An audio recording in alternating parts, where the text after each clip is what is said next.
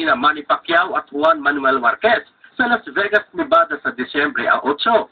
Gaya ng boxing fans sa buong mundo, excited na inaabangan na rin ng Pinoy fans dito sa Saudi ang bakbakan ng 2 pound-for-pound boxers.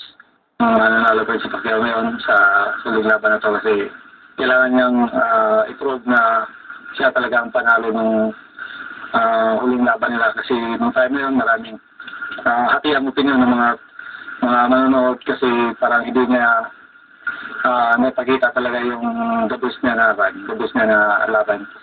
Inaasahan na maging excited at maganda ang pang-apat na laban dahil parehong naghahangad ng klarong panalo ang dalawa.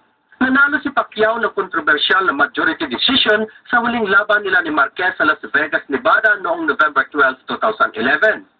Split decision naman noong 2008 at draw noong 2004. Mapapatumba raw ni Pacman si Dinamita kung siya ay mag-focus at mag-iensayo ng gusto.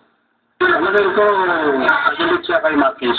Pero kung sakasakaling itutuloy yung kanyang pag-ensayo, baka this time manakaut na niya siya si Marquez. Baka ito na yung pagkakataon na makuha niya talaga si Marquez. Pero may humuhula rin na matatalo si Pacquiao sa pagkakataong ito pagkatapos ng 12 rounds. Sa tingin ko, medyo may paglalagyan si Manny sa naglaban nila sa December 8. Manay laro niya ngayon, iba na talaga. Hindi ka tulad dati na continuation yung exercise niya, medyo tatalunin na sa anong mangyayari yan, baka sa point system mangyayari yan. Medyo kaya pa niya rin sa risking niya, pero sa point system doon siya natalo.